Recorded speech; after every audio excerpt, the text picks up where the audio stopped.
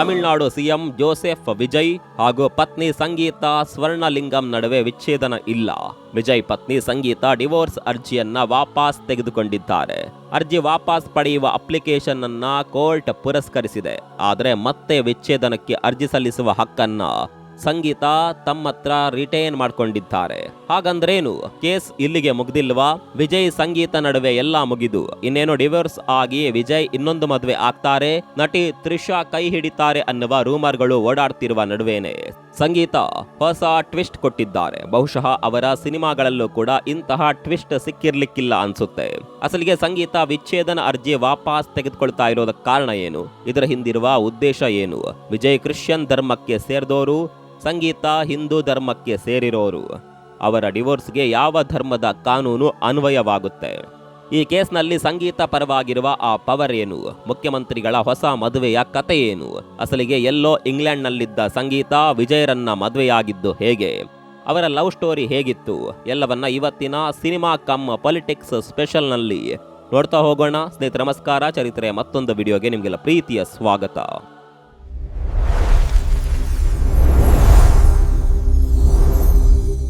ಸ್ನೇಹಿತರೆ, ತಮಿಳುನಾಡು ಮುಖ್ಯಮಂತ್ರಿ ದಳಪತಿ ವಿಜಯ್ ಹಾಗೂ ಅವರ ಧರ್ಮಪತ್ನಿ ಸಂಗೀತ ಸ್ವರ್ಣಲಿಂಗಂ ದಾಂಪತ್ಯ ವಿಚಾರದಲ್ಲಿ ಒಂದು ಇಂಪಾರ್ಟೆಂಟ್ ಬೆಳವಣಿಗೆ ನಡೆದಿದೆ. ಶುಕ್ರವಾರ ತಮಿಳುನಾಡಿನ ಚೆನ್ನೈ ಸಮೀಪದ ಚೆಂಗಲ್ಪಟ್ಟು ಫ್ಯಾಮಿಲಿ ಕೋರ್ಟ್ನಲ್ಲಿ ವಿಜಯ್ ವಿರುದ್ಧದ ಡಿವೋರ್ಸ್ ಕೇಸ್ ವಿಚಾರಣೆ ನಡೆಯಿತು. ಈ ವೇಳೆ ವಿಡಿಯೋ ಕಾನ್ಫರೆನ್ಸ್ ಮೂಲಕ ಕೋರ್ಟ್ ಮುಂದೆ ಹಾಜರಾದ ಸಂಗೀತ ತಮ್ಮ ಪತಿ ವಿಜಯ್ ವಿರುದ್ಧ ತಾವು ಸಲ್ಲಿಸಿದ್ದ ವಿಚ್ಛೇದನ ಅರ್ಜಿಯನ್ನ ಹಿಂಪಡೆಯೋದಾಗಿ ಹೇಳಿಕೆ ಕೊಟ್ಟರು. ಜೊತೆಗೆ ಡಿವೋರ್ಸ್ ಅರ್ಜಿಯನ್ನ ವಾಪಸ್ ಪಡೆಯುವ ಪ್ರಕ್ರಿಯೆಯ ಅರ್ಜಿ ಸಲ್ಲಿಸಿದಾಗ ಕೋರ್ಟ್ ವಿಜಯ್ ಅವರ ಪರ ವಕೀಲರಿಗೆ ನೋಟಿಸ್ ನೀಡಿ ಅಭಿಪ್ರಾಯ ಕೇಳಿತು. ವಿಜಯ್ ಅವರ ಕಡೆಯವರು ಇದಕ್ಕೆ ನಮಗೆ ಯಾವುದೇ ಅಭ್ಯಂತರವಿಲ್ಲ, ನೋ ಅಬ್ಜೆಕ್ಷನ್ ಅಂತ ಸ್ಪಷ್ಟಪಡಿಸಿದ್ರು. ತಕ್ಷಣ ನ್ಯಾಯಾಧೀಶರು ಈ ಕೇಸನ್ನ ಅನ್ಕಾಂಟೆಸ್ಟೆಡ್ ವಿಡ್ರಾವನ್ ಅಂದರೆ ವಿರೋಧವಿಲ್ಲದೆ ಹಿಂಪಡೆಯಲಾಗಿದೆ ಅಂತ ಸ್ಟೇಟಸ್ ಕೊಟ್ಟು ಕೇಸ್ ಕ್ಲೋಸ್ ಮಾಡಿದ್ದಾರೆ. ಹಾಗಿದ್ರೆ ವಿಜಯ್ ಹಾಗೂ ಸಂಗೀತ ಒಂದಾಗ್ತಾರಾ ಅನ್ನುವ ಪ್ರಶ್ನೆ ನಿಮ್ಗಿದ್ರೆ ಇಲ್ಲಿ ಗಮನಿಸಬೇಕಾದ ಅತಿ ಮುಖ್ಯವಾದ ಲೀಗಲ್ ಪಾಯಿಂಟ್ ಒಂದಿದೆ. ಕೋರ್ಟ್ ಸಂಗೀತ ಅವರಿಗೆ ಅರ್ಜಿಯನ್ನ ವಾಪಸ್ ಪಡೆಯೋದಕ್ಕೆ ಪರ್ಮಿಷನ್ ಕೊಡುವಾಗಲೇ ಒಂದು ಬಿಗ್ ರಿಲೀಫ್ ಮತ್ತು ಪವರ್ ನೀಡಿದೆ. ಅದೇನೆಂದ್ರೆ, ಭವಿಷ್ಯದಲ್ಲಿ ಅಗತ್ಯ ಬಿದ್ದರೆ ಅಥವಾ ಸನ್ನಿವೇಶಗಳು ಬದಲಾದರೆ ಸಂಗೀತ ಅವರು ಮತ್ತೆ ಹೊಸದಾಗಿ ವಿಚ್ಛೇದನ ಅರ್ಜಿ ಸಲ್ಲಿಸುವ ಸಂಪೂರ್ಣ ಕಾನೂನಾತ್ಮಕ ಹಕ್ಕನ್ನ ರಿಸರ್ವ್ ಮಾಡಲಾಗಿದೆ ಅಂತೇಳಿ ತೀರ್ಪಿನಲ್ಲಿ ಸ್ಪಷ್ಟವಾಗಿ ಹೇಳಿದ್ದಾರೆ. ಅಂದ್ರೆ ಈ ಅರ್ಜಿ ವಾಪಸ್ ಪಡೆದಿರೋದ್ರಿಂದ ವಿಜಯ್ ಮತ್ತು ಸಂಗೀತ ನಡುವಿನ ವಿಚ್ಛೇದನ ವಿಚಾರದಲ್ಲಿ ಕೋರ್ಟ್ ಯಾವುದೇ ಮೆರಿಟ್ ಆಧಾರದ ಮೇಲೆ ಅಂತಿಮ ನಿರ್ಧಾರ ಕೊಟ್ಟಿಲ್ಲ. ಸಂಗೀತ ಅವರು ಹಿಂದೆ ಮಾಡಿದ್ದ ಗಂಭೀರ ಆರೋಪಗಳ ಸತ್ಯಾಸತ್ಯತೆಯನ್ನ ನ್ಯಾಯಾಲಯ ಪರಿಶೀಲನೆ ಮಾಡಿಲ್ಲ. ಅದರ ಮೇಲೆ ಯಾವುದೇ ಆದೇಶವನ್ನ ಕೂಡ ಮಾಡಿಲ್ಲ. ಕೋರ್ಟ್ ಕೇವಲ ಅರ್ಜಿದಾರರ ಮನವಿ ಮೇರೆಗೆ ಕೇಸ್ ಬಂದ್ ಮಾಡಿದೆ. ಹಾಗಾಗಿ ಈ ಕೇಸ್ ಸಂಪೂರ್ಣವಾಗಿ ಇತ್ಯರ್ಥ ಆಯಿತು ಅಥವಾ ದಂಪತಿ ಮತ್ತೆ ಒಂದಾದ್ರು ಅಂತ ತಕ್ಷಣಕ್ಕೆ ಹೇಳೋದಕ್ಕೆ ಬರೋದಿಲ್ಲ. ಅದಿರ್ಲಿ ಸ್ನೇಹಿತರೆ, ಸದ್ಯ ಸಿಎಂ ವಿಜಯ್ ಹಾಗೂ ಪತ್ನಿ ಸಂಗೀತ ನಡುವೆ ಕಹಿ ಘಟನೆಗಳು ಹಾಗೂ ಲೀಗಲ್ ಹೋರಾಟಗಳು ನಡೀತಾ ಇರಬಹುದು. ಆದ್ರೆ ಅದರ ಹಿಂದೆ ಅಷ್ಟೇ ಬ್ಯೂಟಿಫುಲ್ ಆದ ಲವ್ ಸ್ಟೋರಿ ಇದೆ. 27 ವರ್ಷಗಳ ಹಿಂದಿನ ಸುಂದರ ದಾಂಪತ್ಯ ಜೀವನವಿದೆ. ಅದನ್ನೊಮ್ಮೆ ಕ್ವಿಕ್ ಆಗಿ ತಿರುವಿ ಹಾಕೋಣ. ವಿಜಯ್ ಇವತ್ತು ತಮಿಳುನಾಡಿನ ಅತಿ ದೊಡ್ಡ ಸೂಪರ್ ಸ್ಟಾರ್ ಹಾಗೂ ಮುಖ್ಯಮಂತ್ರಿ. ಆದರೆ 1990ರ ದಶಕದ ಮಧ್ಯದಲ್ಲಿ ಅವರು ತಮಿಳು ಚಿತ್ರರಂಗದಲ್ಲಿ ಆಗಷ್ಟೇ ಭದ್ರವಾಗಿ ನೆಲೆಯೂರುತ್ತಿದ್ದ ಉದಯೋನ್ಮುಖ ನಟ. 1996ರಲ್ಲಿ ವಿಜಯ್ ಅಭಿನಯದ ಪೋವೆ ಉನಕ್ಕಾಗ ಅನ್ನುವ ಸಿನಿಮಾ ಸೂಪರ್ ಹಿಟ್ ಆಯಿತು. ಈ ಸಿನಿಮಾ ವಿಜಯ್ ಕರಿಯರ್ಗಷ್ಟೇ ಅಲ್ಲ, ಅವರ ವೈಯಕ್ತಿಕ ಜೀವನಕ್ಕೂ ದೊಡ್ಡ ಬ್ರೇಕ್ ಕೊಡ್ತು. ಯಾಕಂದ್ರೆ ಆ ಟೈಮ್ನಲ್ಲಿ ಲಂಡನ್ನಲ್ಲಿ ನೆಲೆಸಿದ್ದ ಶ್ರೀಲಂಕಾದ ತಮಿಳು ಮೂಲದ ಉದ್ಯಮಿ ಸ್ವರ್ಣಲಿಂಗಂ ಅವರ ಮಗಳು ಸಂಗೀತ. ಆಕೆ ವಿಜಯ್ ಅವರ ದೊಡ್ಡ ಅಭಿಮಾನಿಯಾಗಿದ್ರು. ವಿಜಯರನ್ನ ನೋಡೋದಕ್ಕೆ ಲಂಡನ್ನಿಂದ ಚೆನ್ನೈಗೆ ಬರ್ತಾರೆ. ವಿಜಯರನ್ನ ಪರ್ಸನಲ್ ಆಗಿ ಮೀಟ್ ಆಗಿ ಅಭಿನಂದನೆ ಸಲ್ಲಿಸ್ತಾರೆ. ಈ ಭೇಟಿ ವೇಳೆ ಫಿಲ್ಮ್ ಸಿಟಿ 1ರಲ್ಲಿ ವಿಜಯ್ ಮತ್ತೊಂದು ಸಿನಿಮಾದ ಶೂಟಿಂಗ್ ನಲ್ಲಿದ್ರು. ಒಬ್ಬ ಅಭಿಮಾನಿ ಲಂಡನ್ ನಿಂದ ತನ್ನನ್ನು ಹುಡ್ಕೊಂಡು ಬಂದಿದ್ದನ್ನ ನೋಡಿ ತುಂಬಾ ಇಂಪ್ರೆಸ್ ಆದ್ರು. ಆ ಮೊದಲ ಭೇಟಿಯಲ್ಲೇ ಅವರ ನಡುವೆ ಆತ್ಮೀಯ ಗೆಳೆತನ ಶುರುವಾಗಿತ್ತು. ಸಂಗೀತ ಅವರ ಸರಳತೆ ಮತ್ತು ಶಾಂತ ಸ್ವಭಾವ ವಿಜಯ್ಗೆ ಹಾಗೂ ಅವರ ತಂದೆ ಡೈರೆಕ್ಟರ್ ಎಸ್.ಎ. ಚಂದ್ರಶೇಖರ್ ಹಾಗೂ ತಾಯಿ ಶೋಭಾ ಚಂದ್ರಶೇಖರ್ ಅವರಿಗೆ ತುಂಬಾ ಹಿಡಿಸಿತ್ತು. ಸೊ ವರದಿಗಳ ಪ್ರಕಾರ ಖುದ್ದು ವಿಜಯ್ ತಂದೆ ತಾಯಿ ಸಂಗೀತ ಅವರ ಕುಟುಂಬವನ್ನ ಅಪ್ರೋಚ್ ಮಾಡಿ ಮದುವೆ ಪ್ರಪೋಸಲ್ ಇಟ್ಟಿರ್ತಾರೆ. ಎರಡು ಕುಟುಂಬಗಳ ಒಪ್ಪಿಗೆ ಜೊತೆಗೆ 1998ರ ಜುಲೈ 10ನೇ ತಾರೀಕು ಲಂಡನ್ನ ರಿಜಿಸ್ಟರ್ ಆಫೀಸ್ನಲ್ಲಿ ವಿಜಯ್ ಮತ್ತು ಸಂಗೀತ ತಮ್ಮ ಮದುವೆಯನ್ನ ಮೊದಲ ಬಾರಿಗೆ ಕಾನೂನಾತ್ಮಕವಾಗಿ ರಿಜಿಸ್ಟರ್ ಮಾಡಿಕೊಳ್ತಾರೆ.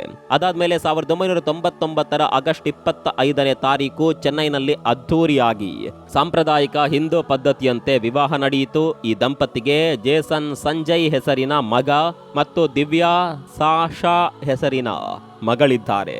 ಇಬ್ಬರು ಮಕ್ಕಳು ಕೂಡ ಲಂಡನ್ ಮತ್ತು ವಿದೇಶಗಳಲ್ಲಿ ಉನ್ನತ ಶಿಕ್ಷಣ ಕಂಪ್ಲೀಟ್ ಮಾಡಿದ್ದಾರೆ.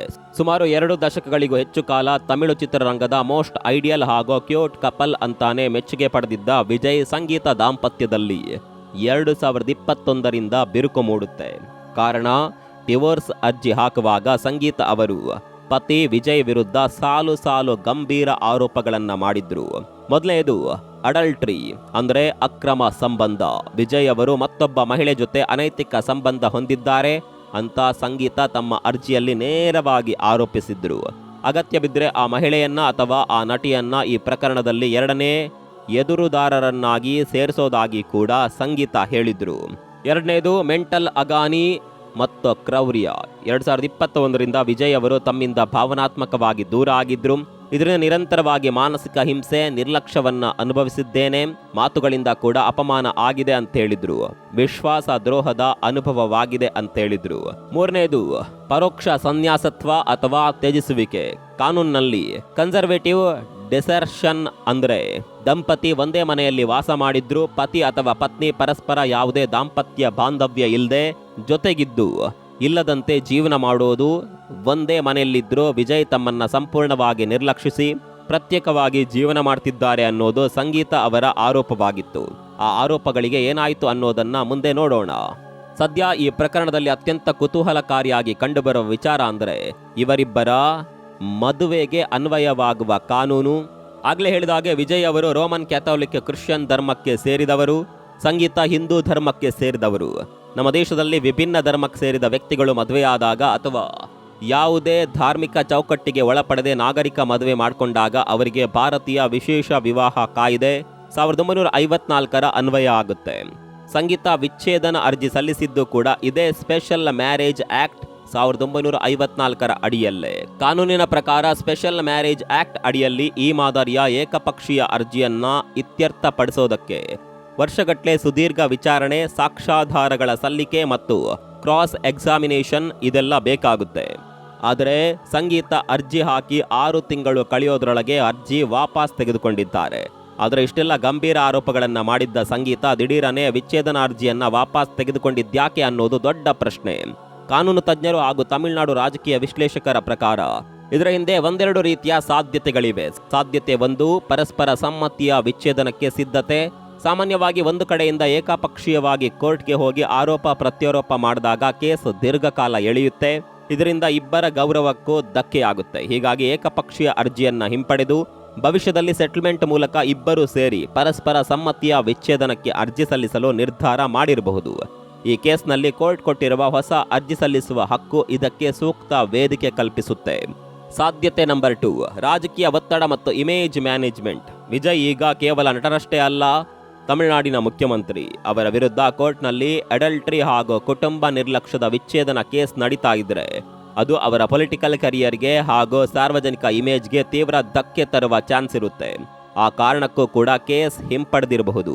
ಇನ್ನು ಸಿಎಂ ವಿಜಯ್ ನಟಿ ತ್ರಿಷಾ ಅವರನ್ನ ಮದುವೆ ಆಗ್ತಾರಾ ಅಥವಾ ತ್ರಿಷಾಗೆ ಸಿಎಂ ಜೊತೆ ಮದುವೆ ಇಲ್ವಾ ಅನ್ನುವ ಸೋಷಿಯಲ್ ಮೀಡಿಯಾ ರೂಮರ್ಗಳಿಗೆ ಬರೋದಾದ್ರೆ, ನಿಮ್ಗೆ ಗೊತ್ತಿರುವ ಹಾಗೆ ಭಾರತೀಯ ಕಾನೂನಿನಲ್ಲಿ ಮೊದಲ ಮದುವೆ ಸಿಂಧುವಾಗಿದ್ದಾಗ ಅಥವಾ ಕಾನೂನಾತ್ಮಕವಾಗಿ ವಿಚ್ಛೇದನದ ಡಿಕ್ರಿ ಸಿಗದ ಹೊರತು ಯಾರು 2ನೇ ಮದುವೆ ಆಗೋದಕ್ಕೆ ಸಾಧ್ಯ ಇಲ್ಲ. ಈಗ ಸಂಗೀತ ಅವರು ಡಿವೋರ್ಸ್ ಅರ್ಜಿಯನ್ನೇ ವಾಪಸ್ ಪಡೆದಿರೋದ್ರಿಂದ ವಿಜಯ್ ಅವರು ಕಾನೂನಿನ ಪ್ರಕಾರ ಇಂದಿಗೂ ಸಂಗೀತ ಅವರ ವಿವಾಹಿತ ಪತಿಯಾಗಿಯೇ ಉಳಿತಾರೆ. ಒಟ್ಟಾರೆಯಾಗಿ ಸ್ನೇಹಿತರೆ, ತಮಿಳುನಾಡು ಮುಖ್ಯಮಂತ್ರಿ ಜೋಸೆಫ್ ವಿಜಯ್ ಅವರ ವೈಯಕ್ತಿಕ ಹಾಗೂ ರಾಜಕೀಯ ಜೀವನದಲ್ಲಿ ಈ ಬೆಳವಣಿಗೆ ಒಂದು ತಾತ್ಕಾಲಿಕ ರಿಲೀಫ್ ತಂದುಕೊಟ್ಟಿದೆ. ಆದರೆ ಸಂಗೀತ ಅವರು ಕೇಸ್ ವಾಪಸ್ ಪಡೆಯುವಾಗ ಮತ್ತೆ ಹೊಸದಾಗಿ ಕೇಸ್ ಹಾಕುವ ಹಕ್ಕನ್ನ ತಮ್ಮಲ್ಲೇ ಉಳಿಸಿಕೊಂಡಿರೋದು ಈ ಪ್ರಕರಣ ಸಂಪೂರ್ಣ ಮುಗ್ದಿಲ್ಲ ಅನ್ನೋದಕ್ಕೆ ಸಾಕ್ಷಿ. ವಿಜಯ್ ಅವರ ಕೌಟುಂಬಿಕ ಸಮರ ಕಂಪ್ಲೀಟ್ ಶಮನ ಆಗಿದೆಯಾ ಅಥವಾ ಇದು ದೊಡ್ಡದೊಂದು ಶಾಂತಿಯುತ ವಿಚ್ಛೇದನ ಒಪ್ಪಂದದ ಮೊದಲ ಹೆಜ್ಜೆನ ಅನ್ನೋದು ಮುಂದಿನ ದಿನಗಳಲ್ಲಿ ನೋಡಬೇಕು. ಸ್ನೇಹಿತರೆ, ಈ ವಿಚಾರದ ಬಗ್ಗೆ ನಿಮ್ಮ ಅಭಿಪ್ರಾಯವನ್ನು ಕಾಮೆಂಟ್ ಮಾಡಿ. ಮತ್ತೊಂದು ವಿಡಿಯೋದಲ್ಲಿ ಸಿಗೋಣ. ಅಲ್ಲಿವರೆಗೂ ನಮಸ್ಕಾರ.